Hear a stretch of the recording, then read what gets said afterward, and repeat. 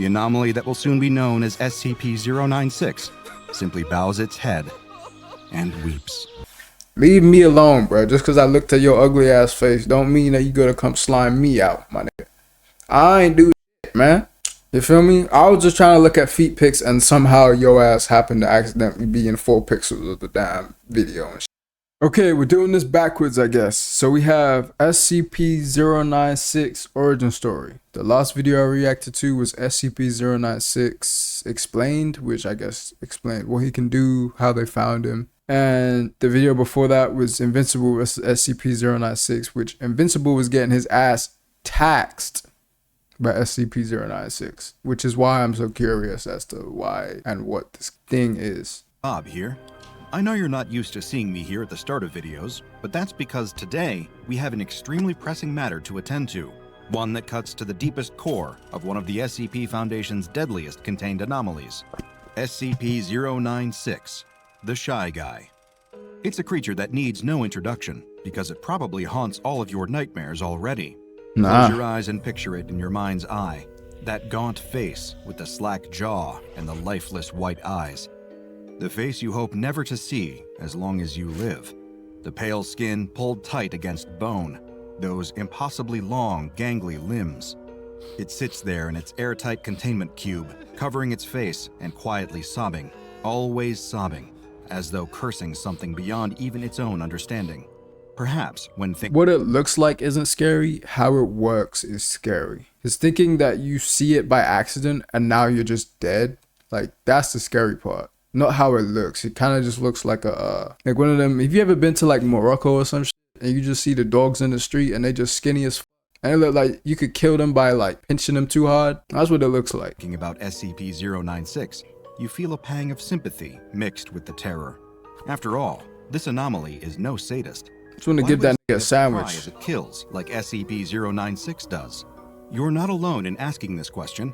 I've spent many a night poring over classified files with an ever-freshening pot of coffee, trying to piece together the answers.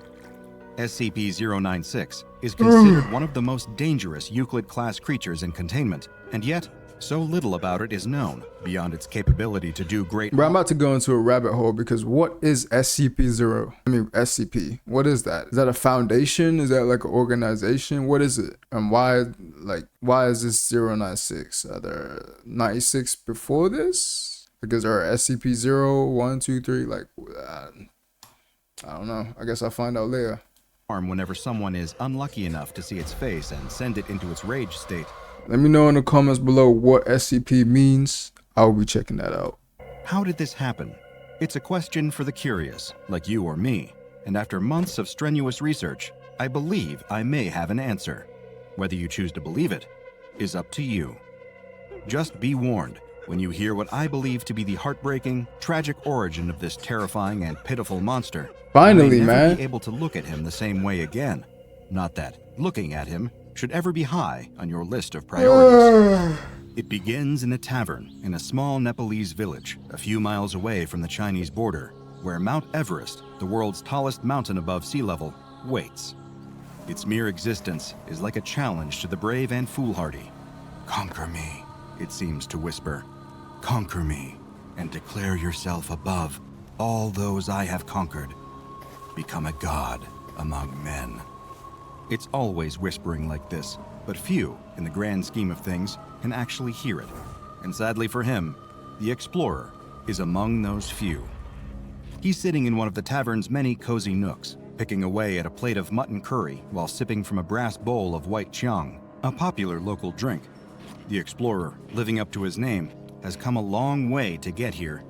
The rest of the village locals in the tavern eye him with a variety of knowing glances. They've seen so many like him before, smug smiles and puffed chests, thinking they'll be able to count themselves among the exalted few who've conquered the mountain to end all mountains. The bodies of many men like this are still frozen to the mountain's surface. Many men. One brave local, an older man who can speak English fluently, slides in across the table from the explorer. The old-timer tells him that whatever he thinks he'll find up on the mountain, honor,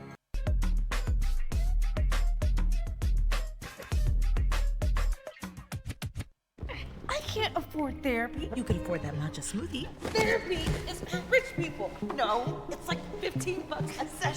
Glory, recognition. He'd be better off searching for it elsewhere. Death awaits on the icy rocks above. The explorer, young, fit, and still feeling mighty smug, replies that death is there for the people who haven't worked hard enough, who haven't prepared. He's scaled other mountains before, all Death across comes the for all of globe, us. from Scotland to Peru. Everest would hold no surprises for him, just a new, compelling challenge. The old man is, as you could probably imagine, unamused by the explorer's hubris. "All confidence and bluster now," he says with his thin, raspy voice. "But what will you say when you're face to face with the king?" The explorer, assuming that this king refers to the mountain itself, smiles and replies, "I'll ask him for his crown." With that, the old man leaves, content that he at least tried to dissuade the explorer from going on this doomed journey. If nothing else, his conscience would be clear now. He had done all that he possibly could. The explorer, not bothered by the grim prophecies of superstitious locals, finishes his curry and chung and retires to the room he rented upstairs. He's so excited. Tomorrow, it will finally be time. All his months of training will pay off. He will climb to Mount Everest's peak. It would be an achievement to last a whole lifetime, one he would never ever forget, no matter how much he wants to. The next day, the tip of his ice axe cleaves into the mountainside as he grunts, strains, and pulls himself up another few feet. He's about 2,000 meters up, and every additional meter is fighting him. It's the bitterest cold he's ever known, a freeze so deep it makes his incredibly expensive thermal locking clothes feel like he's wearing wet, one-ply toilet paper. But the pain doesn't matter. The cold doesn't matter. He finds it exhilarating. Of course, just as the old man had warned, death could be waiting for him on this mountain. But the truth is, the explorer has never felt more alive. He winches himself up a few feet more, trying to regulate his breathing as his icy fingers, wrapped in thick gloves, struggle to find purchase on what feels like a sheer cliff face. There are many times when he's supporting his full body weight with only his hands. It often... I have a genuine question. Why do people think it's a good idea to climb Mount Everest just for the pics? It just doesn't make sense. I can't think of one reason why I'd want to climb Mount Everest. Bragging rights? Takes the kind of Herculean strength that only a lifetime of training can give you. After all, there's no room for error on Mount Everest. One wrong move, and you're either plummeting to your death or becoming a permanent frozen fixture of the mountainside. Like, this doesn't look fun at all. Because Everest is so dangerous, nobody comes to collect the bodies of dead mountaineering hopefuls. Their corpses, coated in often colorful winter jackets, litter the mountain. Some look at them as a tragic warning. Other, more morbid mountaineers use them as mile markers for their own more successful ascents. Whether the explorer would be lucky or become just another dead, frozen mile marker is still entirely up to chance. He climbs for a few more hours, pushing past his body's complaints, his physical limitations, until he reaches a well-earned plateau. Here, he establishes a small base camp and eats some of his rations. The area is thankfully guarded enough to keep out the worst of the sub-zero winds, so he can at least get some sleep without freezing to death.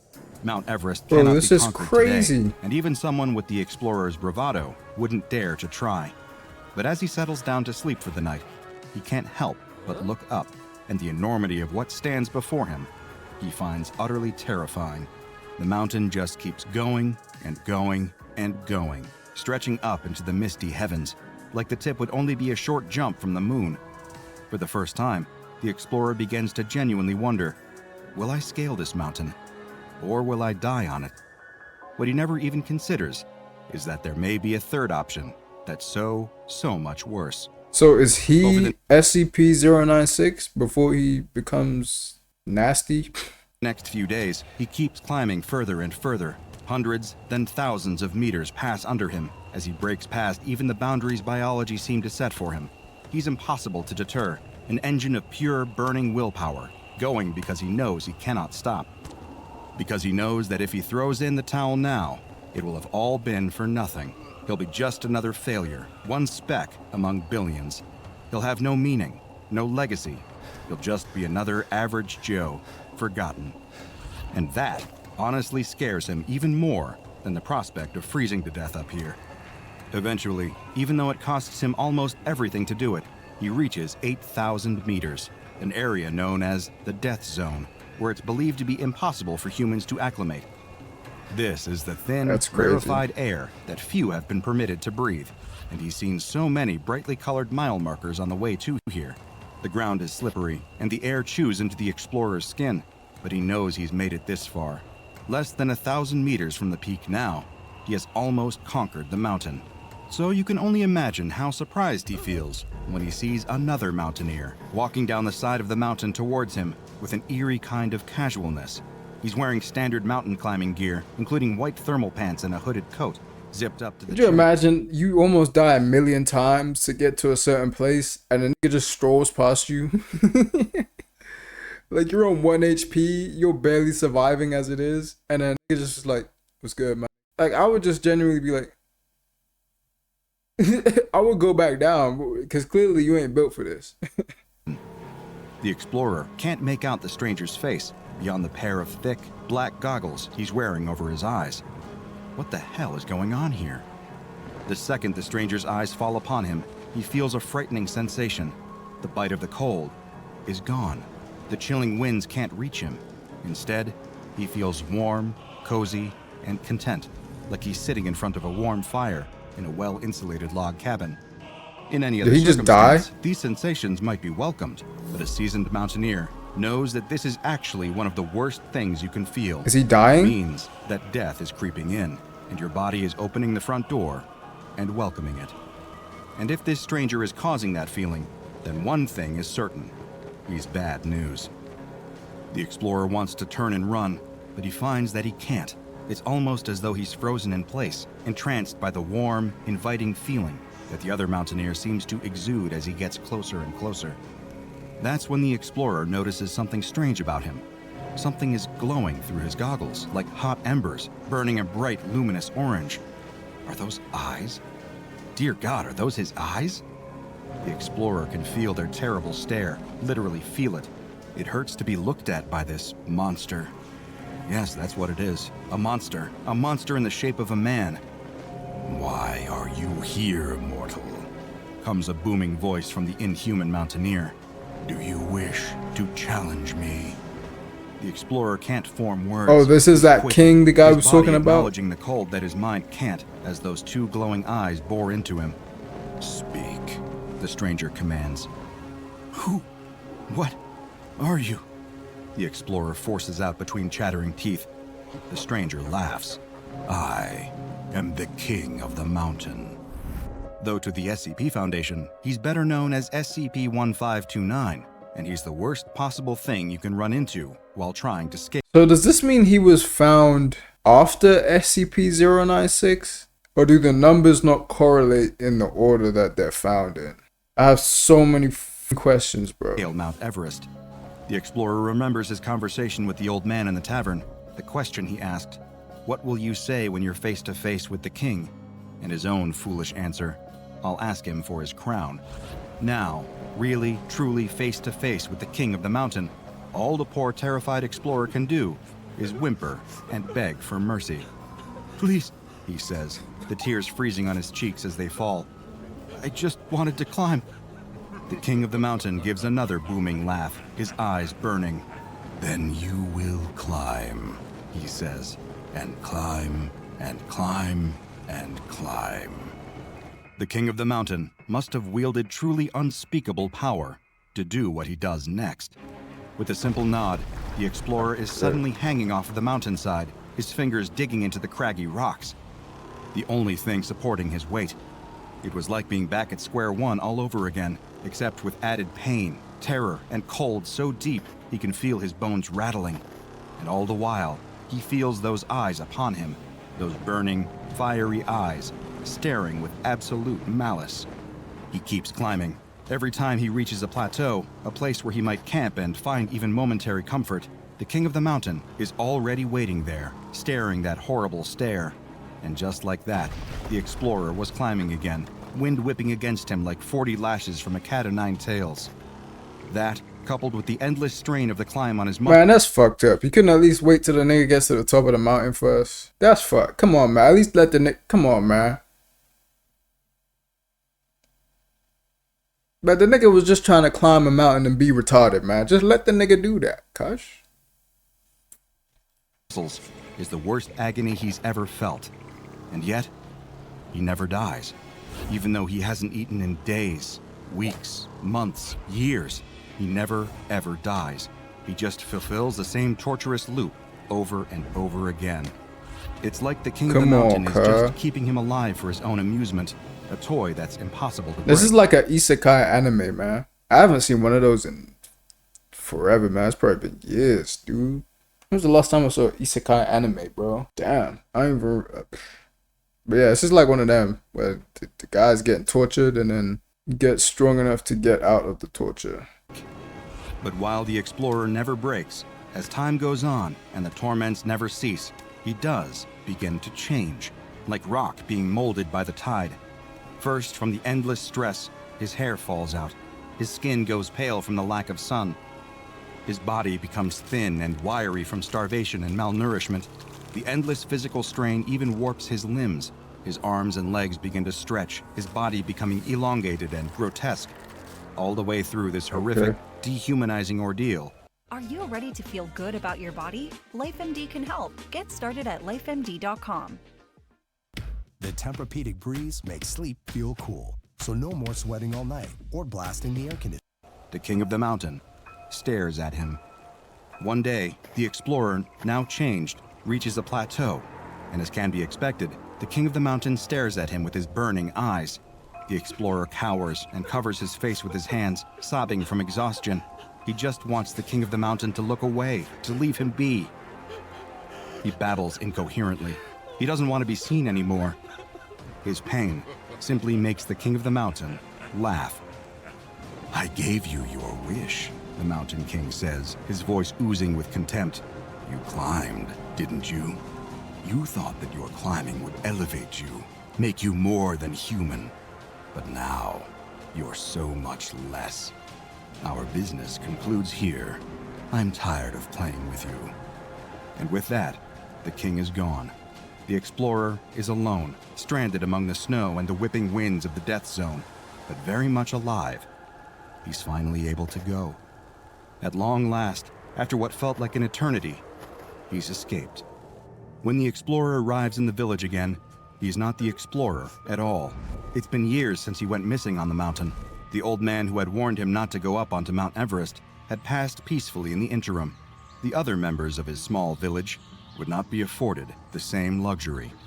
Instead, the explorer stumbled back through the village limits. Okay, I'm very curious, like, how did he get incredibly strong, incredibly fast, and how does he just not die from starvation? Because climbing for years probably isn't enough to get like that. His face. Unless we're using Dragon Ball Z logic, then I guess anything's possible. The only sounds he can hear are the wailing wind and his own pitiful sobbing. Everything hurts. He's so terribly afraid. He needs somebody to help him. Why will nobody help him? And the last question, where did this nigga's ball sack go? Did it just did it just go into his body? Because he's never depicted with a dick, so like we can only assume it just vanished. Begins to rise, and the village shakes itself awake. People leave their homes to go about their daily tasks. None of them are expecting to see a monster loping through their streets. A pale, gangling monstrosity, stretched and hairless. It engenders a mix of fear and curiosity as it stumbles around, audibly sobbing with a loud, warped voice. It's like nothing any of them have ever seen before, like something out of a myth or a folk tale. But for the monster that was once the explorer, it's so much worse. At first, he thinks that the villagers might be there to help him, but then he sees their eyes, that same intense, burning fire pit orange as the King of the Mountain, that same horrible gaze that the explorer... Okay, I'm getting it now. So this makes a lot of sense. The staring gives him PTSD and reminds him of this. Now the next question is, how can he tell when someone's looking at a picture of him? He'd escaped when he'd left the mountain, the gaze that meant pain, torment, and madness. Even when he tries to cover his face, when he wails at them to go away in words that make sense to no one but him, he can still feel those terrible eyes on him. Is he still on the mountain? Is he still at the mercy of the Mountain King? Are these all just illusions or projections, another awful trick? What did he ever do to deserve this kind of torment? Was the crime of wanting to climb a damn mountain worth this kind of everlasting suffering? Did it earn him the gaze of all these monstrous eyes? The explorer begins to feel his anguish being replaced by another feeling, rapidly rising rage, the kind of pure, blistering hatred that inexorably leads to one result: violence. First, he screams, then they scream, and finally, the killing begins. The creature that had once been the explorer leaves no stone unturned. Even when they try to run away, he still feels their eyes on him. He needs to kill them all, to annihilate them quickly, leave no trace. It's the only way he can feel anything close to at peace again. It becomes a kind of terrible chain reaction. The sound of the horrors going on in the street only entices more to come outside and see what's going on, to look at the creature causing all this carnage, to see its face. They have no idea that this very action is dooming them. And within the hour, the village is empty, save for one creature. The creature that had once been the explorer, now just afraid, confused, and alone. He will always be alone. The anomaly that will soon be known as SCP-096 simply bows its head and weeps. If you want to support our important mission here at Dr. Bob, check out the Dr. Bob Patreon and become a...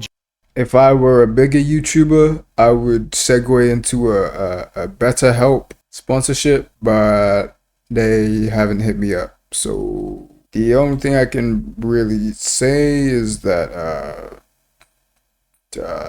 maybe go and seek help. But at the end of the day, you need to slime the called King of the Mountain if you're so strong. Go ahead, slime that, bruh. Leave me alone, bruh. Just because I looked at your ugly ass face don't mean that you gotta come slime me out, my nigga. I ain't do shit, man.